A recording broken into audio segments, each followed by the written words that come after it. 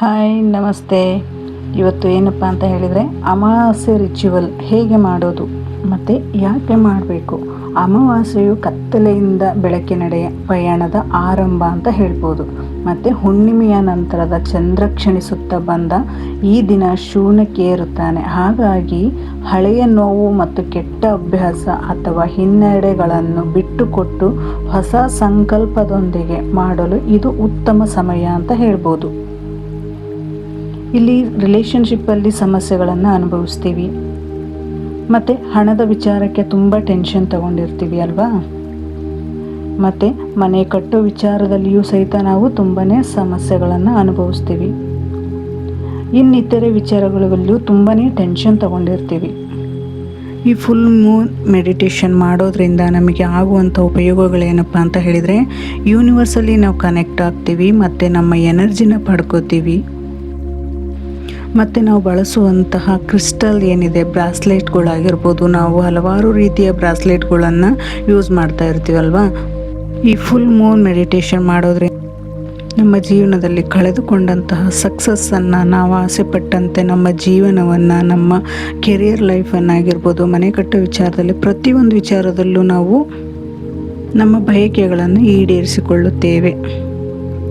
ಈ full Moon ritual ಮಾಡೋದಕ್ಕೆ ಏನೇನು ಬೇಕಾಗುತ್ತಪ್ಪ ಅಂತ ಹೇಳಿದರೆ, ಒಂದು ನೀರಿನ ಬಾಟಲ್ ಬೇಕಾಗುತ್ತೆ. ಅದು ಫ್ರೆಶ್ ಆಗಿರಬೇಕು, ನೀರು ತುಂಬಿಟ್ಕೋಬೇಕು, ಓಕೆನಾ. ಮತ್ತು ಇನ್ನೂ ಒಂದು ಏನಪ್ಪ ಅಂತ ಹೇಳಿದರೆ, ಒಂದು ಹಳದಿ ಪೇಪರ್ ಅಥವಾ ಒಂದು ಕೆಂಪು ಪೆನ್ನು, ಎರಡೂ ಬರೆಯೋದಕ್ಕೆ ಬೇಕು. ಮತ್ತು ದೀಪ, ಅಂದರೆ ನಾವು ಅದನ್ನು ಬರೆದು ಸುಡುವುದಕ್ಕೆ ದೀಪ ಬೇಕು, ಓಕೆನಾ. ಒಂದು ಪ್ಲೇಟ್ ಬೇಕಾಗುತ್ತೆ, ಯಾಕೆಂದರೆ ಆ ಸುಟ್ಟಿರೋದನ್ನು ಅದರೊಳಗೆ ಇಡೋದಕ್ಕೆ.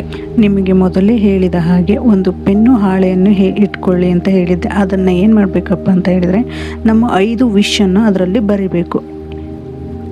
ಆ 5 ವಿಷಯ ಏನಾಗಿರಬೇಕಪ್ಪ ಅಂದರೆ, ನಮ್ಮ ಜೀವನದ ಗೋಲ್ಸ್ ಆಗಿರಬೇಕು. I am healthy and strong, ನಾನು ಆರೋಗ್ಯವಾಗಿದ್ದೇನೆ ಮತ್ತು ಸದೃಢವಾಗಿದ್ದೇನೆ. ಹಣವು ನನ್ನನ್ನು ಸುಲಭವಾಗಿ ಹರಿಯುತ್ತಿದೆ.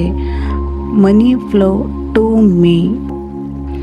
I am successful in my work, ನಾನು ಮಾಡುವ ಕೆಲಸದಲ್ಲಿ ಯಶಸ್ವಿಯಾಗಿದ್ದೇನೆ.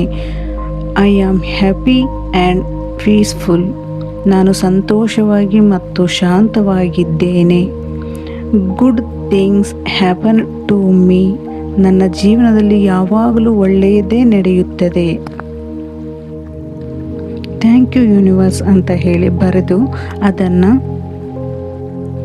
ಅದನ್ನು ಹೀಗೆ ಫೋಲ್ಡ್ ಮಾಡಬೇಕು. ಫೋಲ್ಡ್ ಮಾಡಿ ಅದರ ಹಿಂಭಾಗದಲ್ಲಿ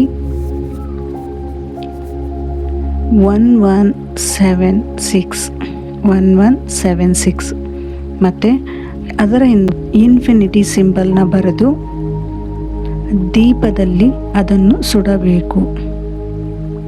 ಈ ರೀತಿಯಾಗಿ ಸುಟ್ಟು ಅದನ್ನು ಪ್ಲೇಟಲ್ಲಿ ಪೂರ್ತಿಯಾಗಿ ಸುಟ್ಟು ಯೂನಿವರ್ಸಿಗೆ ನಿಮ್ಮ ಪ್ರೇಯರ್ನ ಹೇಳಬೇಕು. ಅಂದರೆ ಯಾವ ರೀತಿಯಪ್ಪ ಅಂತ, ನೀವು ಬರೆದಿರೋದನ್ನೆಲ್ಲ ಮತ್ತೆ ಒಂದು ಸಾರಿ ಮನಸ್ಸಲ್ಲಿ ಹೇಳಬೇಕು. ನೀವು ಬರೆದಿರೋದೆಲ್ಲ ನಿಮ್ಮ ಜೀವನದಲ್ಲಿ ಸಕ್ಸಸ್ಫುಲ್ ಆಗಿದೆ, ನನ್ನ ಜೀವನದಲ್ಲಿ ನಾನು ಅಂದ್ಕೊಂಡಿರುವಂತಹ ಎಲ್ಲ ಕೆಲಸಗಳು ಈಡೇರಿದೆ ಅಂತ ಹೇಳಿ ವಿಜುವಲೈಸ್ ಮಾಡ್ಕೋಬೇಕು. ಮತ್ತು ನಾವು ಅದನ್ನು ಮನಸ್ಫೂರ್ತಿಯಾಗಿ ಅನುಭವಿಸಬೇಕು. ಆ ಅನುಭವವೇ ನಮ್ಮ ಜೀವನದಲ್ಲಿ ಒಂದು ಅದ್ಭುತವಾದ ಜರ್ನಿಯಾಗಿ ಸ್ಟಾರ್ಟ್ ಆಗುತ್ತೆ. ಮತ್ತು ಯೂನಿವರ್ಸಲ್ ಸಪೋರ್ಟಿಂದ ಆ ಸಕ್ಸಸ್ಸನ್ನು ನಾವು ಅನುಭವಿಸ್ತೀವಿ. ಇದು ಇವತ್ತಿನ ರಿಚುವಲ್. ಧನ್ಯವಾದಗಳು. Thank you.